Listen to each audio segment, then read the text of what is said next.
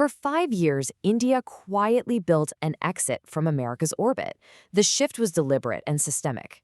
The financial data clearly illustrates this strategic pivot. It sold $64 billion in U.S. bonds. This aggressive offloading marked a definitive 5-year low in their treasury holdings. It was a clear signal of dollar diversification. It bought gold at record levels. It saved $13 billion switching to Russian oil. Every move pointed the same direction, away from Washington. Then Modi flew to Washington and came back having promised $500 billion to the United States. The headline numbers dominated the global press cycle, but the actual text of the agreement painted a very different picture. Here is what nobody read in the fine print. The $500 billion is not a contract. The word used in the official White House document is intends. No enforcement, no penalty, no deadline. And the tariff relief India received? The Supreme Court already killed it. It expires July 24. India's concessions do not. You're watching Voice on Pages, where capital logic replaces capital noise. Subscribe if you think in systems.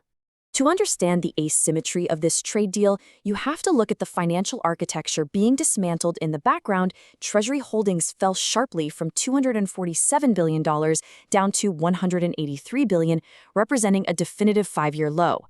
As that American debt was offloaded, the Reserve Bank of India aggressively replaced it by accumulating 880 tons of gold to serve as a new reserve anchor. At the exact same time, they pushed defense exports to a record $4.7 billion. The shift in energy procurement was equally structural and deeply lucrative for New Delhi.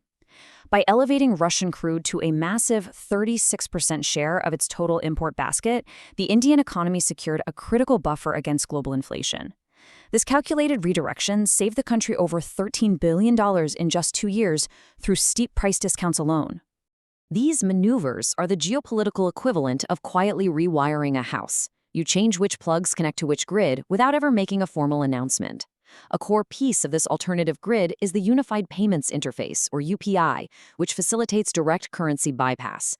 This digital payment rail is already live in more than 8 international markets, systematically reducing dependence on traditional dollar settlement networks. When the two nations finally sat down to negotiate, what India placed on the table were structural, permanent concessions.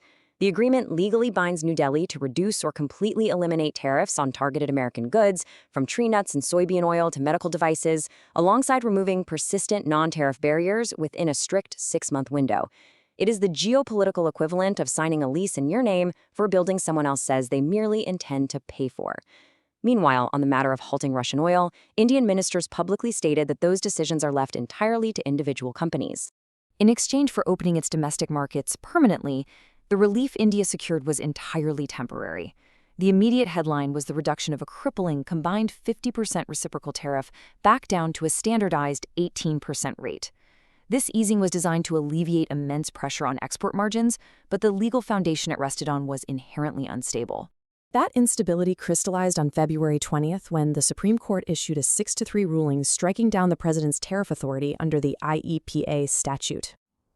To maintain leverage, the administration immediately pivoted to an alternative mechanism known as Section 122, an emergency workaround strictly capped at 150 days, making it expire in late July. Furthermore, the Court of International Trade has already found Section 122 unauthorized, leaving the administration scrambling to appeal. This creates a glaring discrepancy where India delivered sunset-free market access in exchange for American relief that vanishes in 8 weeks and remains paralyzed in 3 separate courtrooms. A sovereign state rarely accepts such unbalanced terms, unless driven by acute economic necessity rather than diplomatic preference. Capital doesn't follow safety, it follows logic over loyalty. The central pillar supposedly balancing this inequity was the widely publicized $500 billion purchase agreement. Initially, the White House confidently claimed that New Delhi had firmly committed to this historic procurement target. Within 3 days, however, the official fact sheet was quietly revised, downgrading that absolute language to the strictly non-binding word intends. What America claims was secured and what India actually signed are in fact 2 entirely different documents. The formal joint statement reveals a diplomatic pledge that carries absolutely 0 contractual weight. If these massive procurement targets are ignored entirely, there is not a single enforcement mechanism or financial penalty authorized to compel compliance. The mathematical reality of fulfilling such a pledge exposes exactly why it was left unenforceable. Currently, India exports $86.5 billion to the American market, while only taking in $41.5 billion in return. Absorbing $500 billion in goods would require reversing a massive $45 billion trade surplus and sustaining an unrealistic 19% annual growth rate over 5 years. The Carnegie Endowment assessed the target and flatly called it kind of a stretch. While public attention fixated on these inflated purchase targets, the actual strategic recalibration happened entirely out of view. Russian oil procurement was dialed back to under 25%, but it was never completely halted as initially portrayed. State-owned refiners are continuing their purchases, and the legally binding joint statement remains completely silent on forcing any mandatory embargo. Similarly, the final text of the deal contains absolutely no restrictive language regarding the international expansion of India's digital public infrastructure. The UPI network remains completely unrestricted, free to scale globally, and build alternative financial corridors without American oversight. Concurrently, the systematic offloading of treasuries and the aggressive stockpiling of physical gold quietly persisted straight through May 2026. When you analyze the ledger of concessions, the underlying strategy becomes starkly apparent. India calculatedly surrendered what was ultimately negotiable, trading away tariff schedules, localized product standards, and selective agricultural access.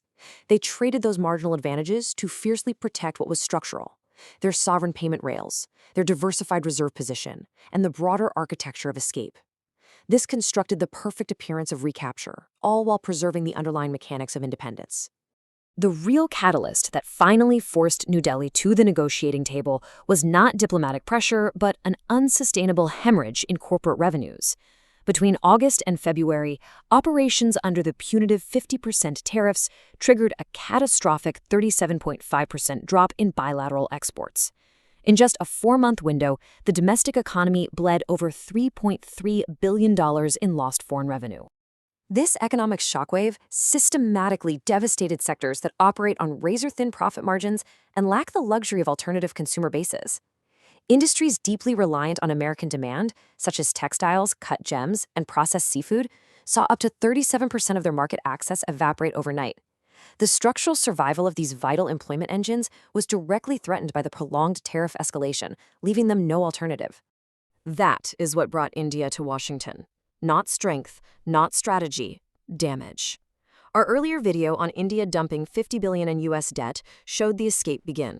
This is where it got complicated. We track the actual movement of global capital, stripping away the political theater. If this changed how you read the next trade headline, subscribe. Voice on Pages covers how the world works.